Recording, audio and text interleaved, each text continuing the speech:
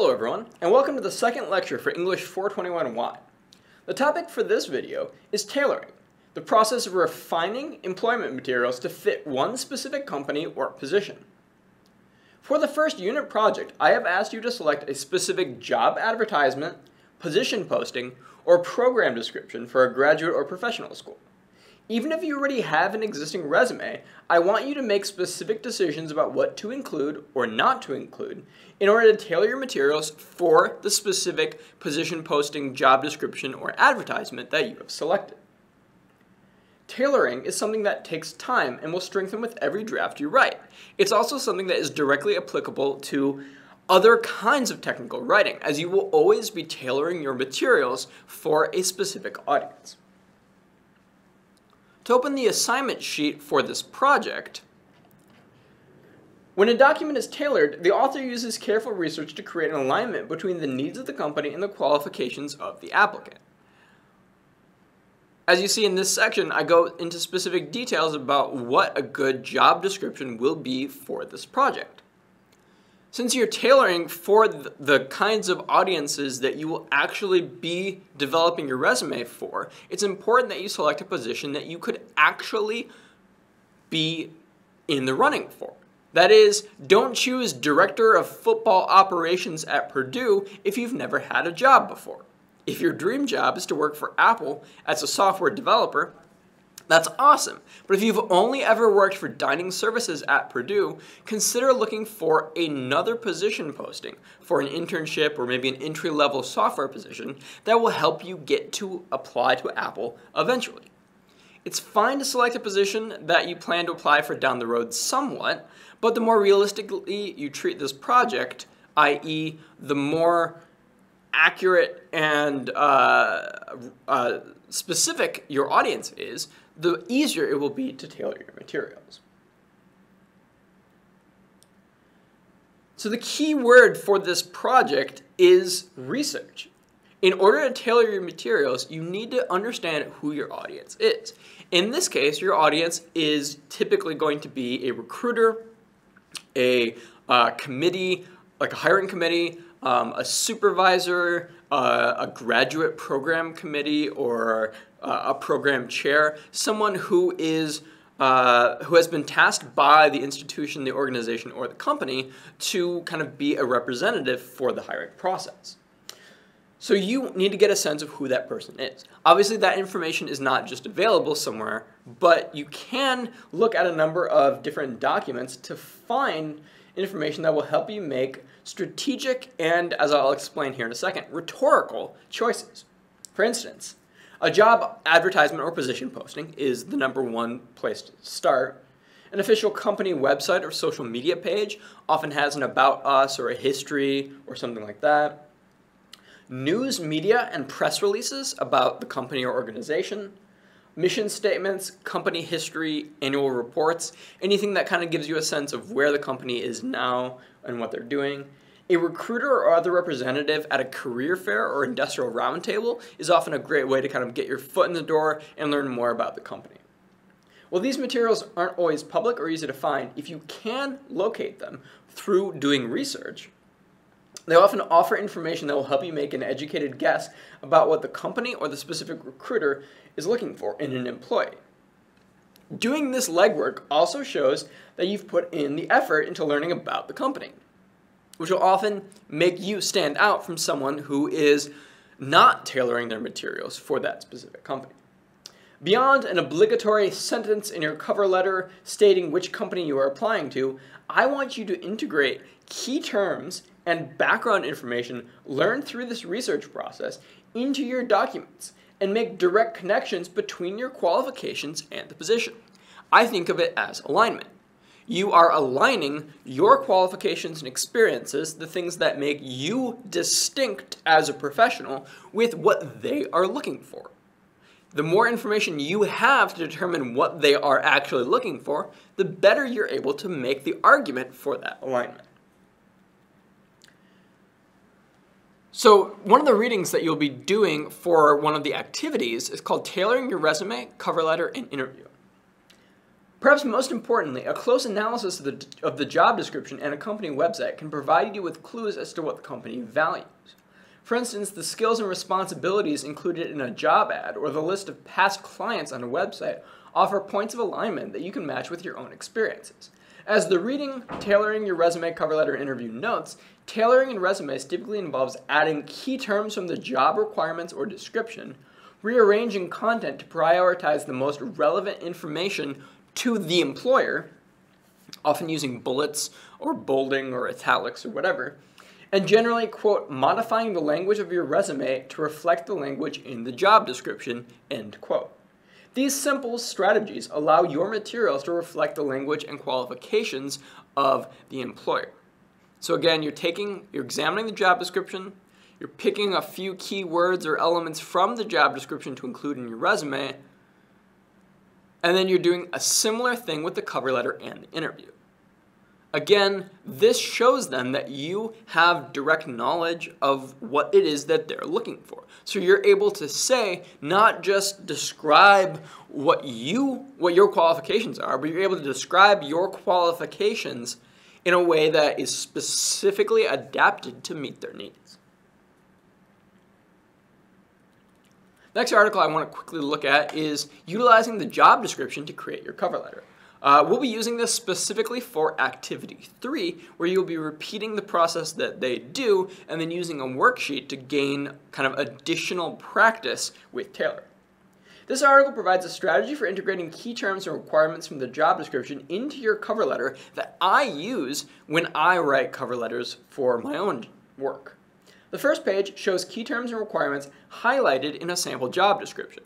You can see here the person has gone through and highlighted the qualifications, keywords, responsibilities, and skills that either they think are most important or that best represent what they, as a professional, bring to the job.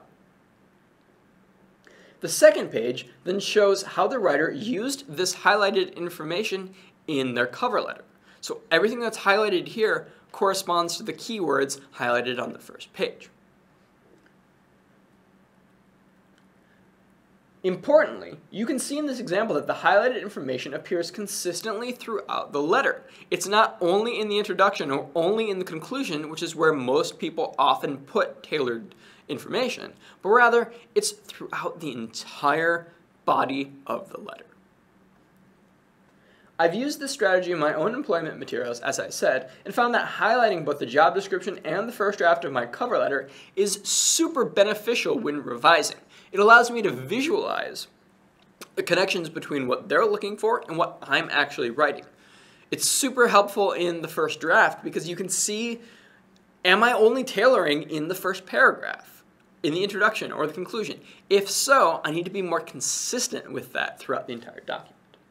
Again, we'll be using this activity for the third, or using these strategies for the third activity. The next reading that I want to quickly take a look at is a chapter from Understanding Rhetoric, Chapter 1, which is kind of a graphic novel introduction to the concept of rhetoric. As should be clear by now, how exactly you tailor your documents depends entirely on the job for which you are applying. That's why I'm asking you to choose a specific job description. If you applied for another job, you would go through the tailoring process using that job description. There are some consistent things that will stay constant throughout your letters, your cover letters and your resumes, but some key information absolutely must change. There's no such thing as a form resume or a form cover letter. If you do that, you're no longer taking into account and taking advantage of the rhetorical strategies available to you when developing your materials. I use that term rhetoric, which I'll describe here in a second. So that particular job description becomes your rhetorical situation, a term that describes the context, audience, and purpose for any written or verbal communication. In Understanding Rhetoric, Chapter 1, the co-authors argue that rhetoric is, quote, a way of thinking about how we talk that takes into consideration the entire situation in which that talk takes place. On page 59 of Understanding Rhetoric, to go down a little bit, co-authors present 6 questions for rhetorical analysis, right here. While these questions are tools for interpreting texts, we can also apply all 6 to our own writing. For example, who is the intended audience for the text? Does the author seem credible? How are the elements arranged or organized? When you ask these own questions about your own writing, you're able to get a sense of how you have rhetorically prepared, that is, prepared for specific audience, context, and purpose, your materials.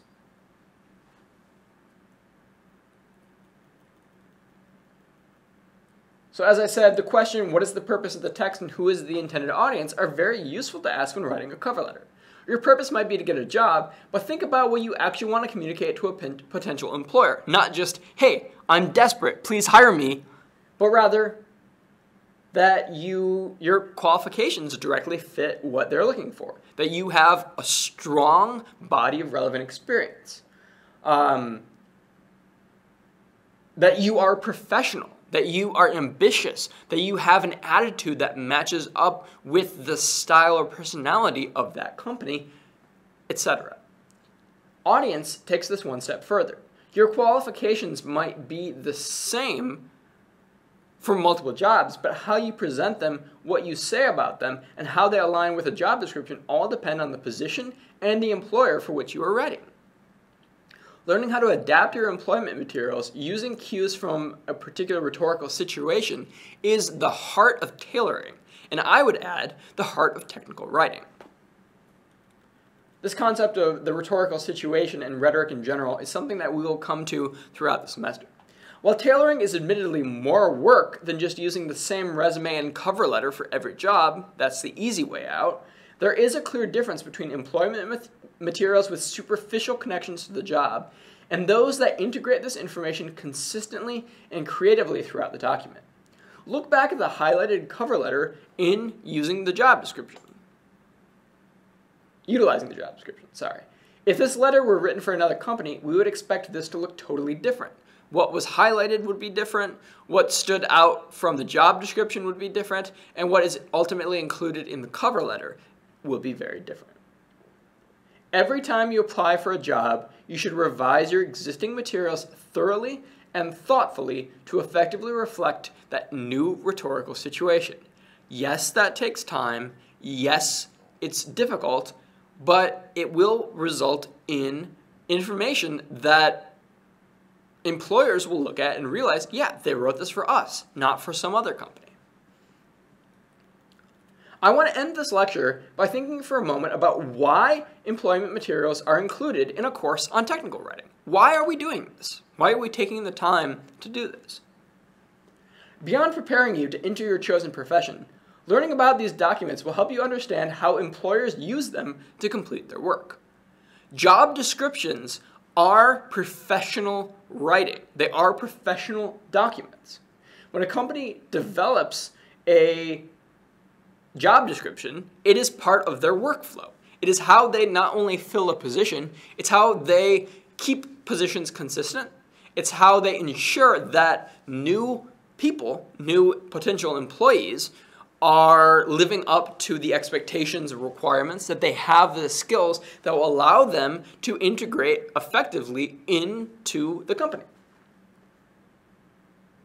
We often treat resumes and cover letters as writer-centered documents. That is, when I'm applying for a job, I make sure that the resume communicates my qualifications, that the cover letter details my experiences, and together they represent my professional identity to a potential employer. Me, me, me. Okay, that's great. But what if we think about the resume as a user-centered document? Not all about me, but rather all about them, the audience. The potential employer or recruiter or program, a hiring committee that is actually making the decision to hire or accept you into a program. To put it another way, who actually uses a resume or a cover letter, and what do they use it for? In a sense, employment materials are part of a company's workflow, as I said, and are used by hiring managers or a hiring committee, secretaries, human resources staff, and other employees as part of their responsibilities, as part of their professional writing. They are most commonly used to find the best candidate in narrow perspective interview choices, but other purposes might include identifying a candidate with a particular set of skills or abilities, screening out those candidates who are unfit or underprepared, filling a specific need or niche within the company, matching a specialized candidate with a team or department that needs their assistance, or bringing in someone with fresh ideas for a new direction. Resumes and cover letters also have far more mundane uses that are tied to their status as technical documentation. They provide information that could be entered into an employee database, copied over for human resources paperwork as part of the hiring process, used by supervisors to expedite the training process, used by other employees to learn how to best integrate a new employee into existing projects, etc. It's not always high stakes work. Sometimes it's rather mundane. Resumes perform a key function for companies that goes well beyond the interview and involves a diverse array of potential users and tasks. A poorly organized and sloppily designed resume makes these users' work that much more difficult because they have to spend extra time searching for information that should be visible and accessible immediately. In other words, you are making their job harder, and they're not likely to bring you on if they have to do extra work in order to access your documents. Again, this is a user-centered approach to understanding your materials. User-centered design is something we're going to come back to throughout the entire semester, as it's very much tied to tailoring and to the rhetorical situation. In the next lecture, we will talk about principles of design and methods of organization for resumes that result in a document that is user-friendly, enables skimming, and follows expected genre conventions. Finally, I want to take a minute to offer some advice for revision. The first draft of both the resume and the cover letter will not be graded because my primary concern will be helping you to decide what to focus on in your revisions. I will give you extensive comments, but there will be no grade. The second draft, then, of both the cover letter and the resume is graded. It's worth 15 points. It serves as a kind of gauge for how effective your revisions have been. If you get a strong grade, that means you're going in a good direction. If you get a lower grade, that means that you still need considerable revision. There will be a third draft. And in that third draft, even if your second draft you got a strong grade, still continue to revise. Revision is an ongoing process throughout a project. You should not wait for feedback or a grade from me from beginning to revise, and you should consider this as practice of revision. Like any other skill, revision needs to be done multiple times over and over in order to figure out how to do it effectively. Everyone revises slightly different, and every project requires slightly different approaches to revision. This is called iterative design, and it's something that we're again going to talk about throughout the semester. This unit will provide multiple opportunities for you to learn how you best revise and how you best write iteratively. That's it for this lecture. Thank you so much. Everyone have a wonderful day.